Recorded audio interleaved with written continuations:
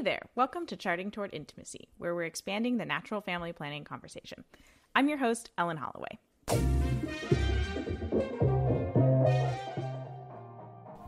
All right, in today's episode, I am going to talk about a question that I know I myself asked when I was first learning about NFP and was really kind of confused about and also a little bit worried about. It was a big stumbling block for me when we were learning about NFP and if we wanted to welcome this into our marriage.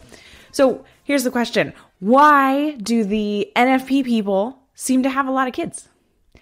So I wouldn't say I fall into this category yet. I have one and I have one on the way. And I just realized that's an announcement for all of you guys. So anyway, but talk to me in 10 years. Maybe I'll have a baseball team. I don't actually know. That's mostly for God to decide and for my husband and I to listen and follow. And contrary to popular belief and contrary to my belief, circa, 2016, using NFP doesn't mean you're going to have a bunch of kids, but it can lead to that. And I'll use myself as an example. Like I said, I currently have an 18-month-old and I have another due in about 6 months. So I'm not that typical NFP speaker, quote, with 5 or more kids in tow. But I'm open to that if that's what God calls us to. See, before I got married, I figured, 2 kids and we're done. I had one sibling growing up. My fiance, now husband, also had one sibling. So obviously that was the perfect number. My husband would probably just get a vasectomy after the second one and we'd just call it a day. And this plan that I had in my head, it was one of the biggest sticking points that I had with NFP when first learning about it. I want 2 kids. If NFP works as well as these efficacy rates says it does, then why do people who use NFP have big families? And obviously this is a gross oversimplification, and many people who practice NFP have small families or yearn for children more than anything in the world. But I will be focusing this episode on that oversimplification and what it reveals about NFP and its use within a marriage.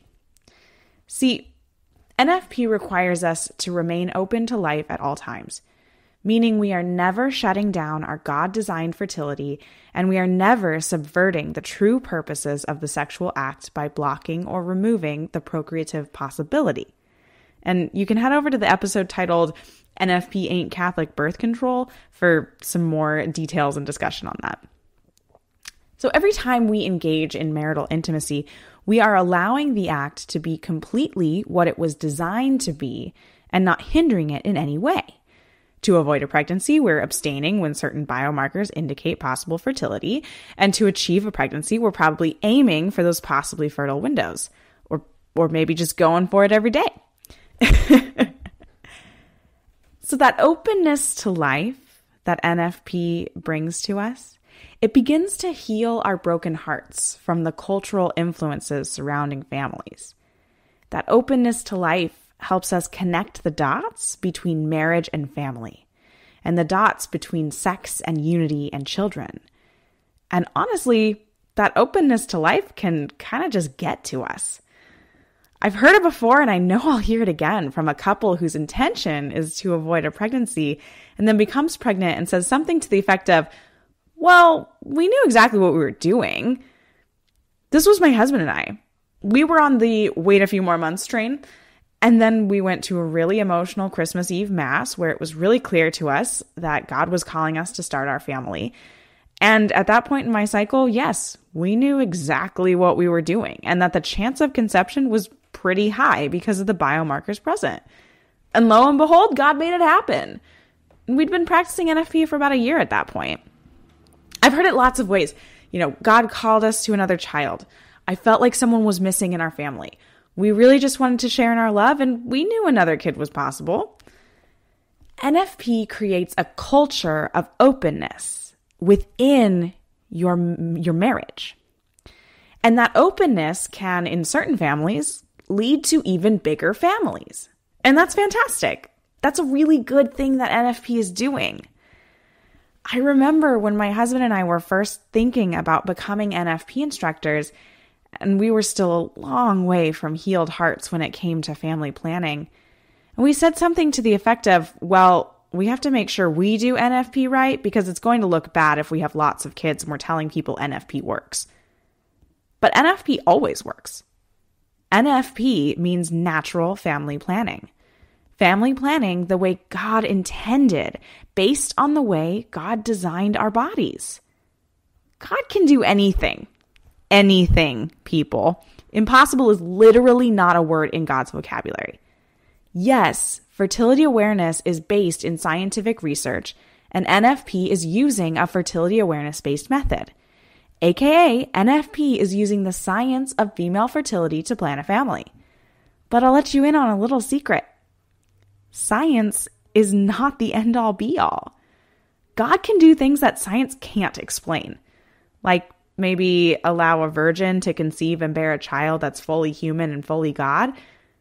Yeah, I'm not going to wait for anybody to try to explain that one to me. So what's on the other side of this? I'm going to call this the contraceptive mindset. So let's go with the same example from earlier. 2 kids and we're done.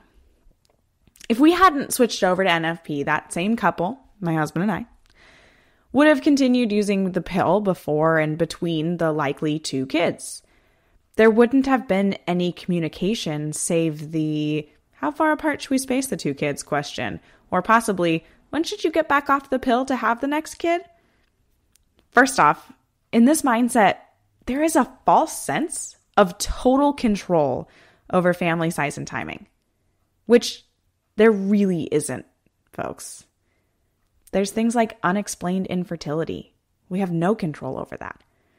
There's unplanned pregnancies even while on the pill. Again, we have no control over that.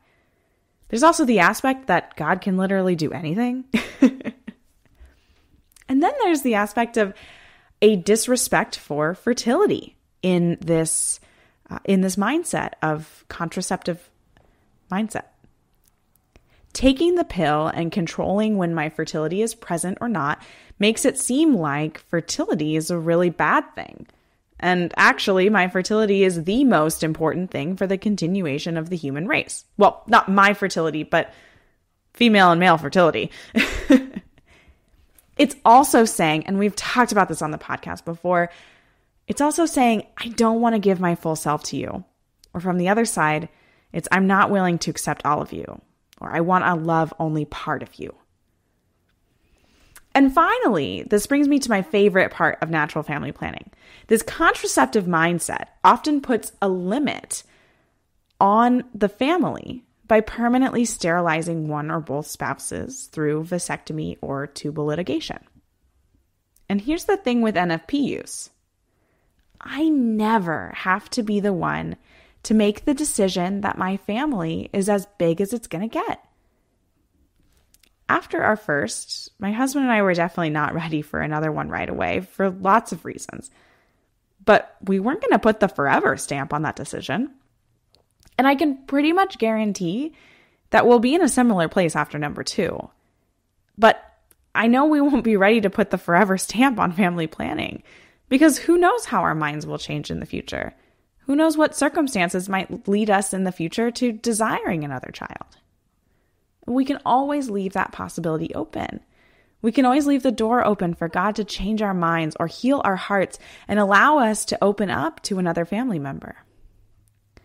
And this is really the reason why couples who practice NFP can often trend toward larger families. There's a different mindset present when NFP is used rather than contraception. Call it the openness to life mindset versus the contraceptive mindset. NFP requires an awareness and appreciation of fertility and how it's connected to procreation and how unity and procreation are both equally primary purposes of the marital union. Understanding that concept and working with God to plan your family leads to an otherworldly mindset. We are not of this world. We should have an otherworldly mindset. And while our society is saying things like, oh, having more than 2 kids is overpopulating the world, Or, oh, wow, 3 kids, you're outnumbered now. How are you going to handle that? Or society scoffs at a family with 4 or 5 or 6 or more kids and says, oh, wow, you're really old-fashioned. Or looks at the mom and says, well, I guess you gave up your dreams for all those kids. And no matter what, society's going to chastise those who are living outside of the norm. But as Jesus said, he didn't come to bring peace to the world, but he came to bring a sword. You're entering a cultural battle when you even mention NFP in certain circumstances, like the doctor's office or among certain friends. But back to our current topic. I want to end on a really simple fact that I've come to realize. Openness to life leads to more life. And I don't just mean big families anymore.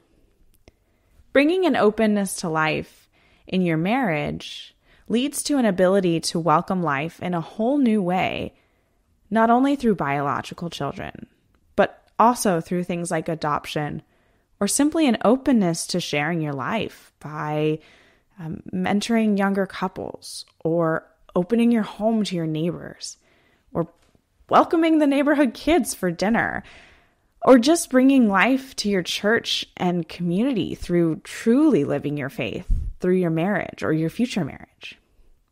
So don't be afraid to let that openness to life begin to define your life. Thanks so much for being here and for listening. If you enjoyed this episode, please share it with a friend. And if you're not following us on Instagram, you can find us at Charting Toward Intimacy. Please reach out if you have comments, questions, suggestions for episodes. I love to talk with you guys. My email's also in the show notes, so you can check that out. Until next time.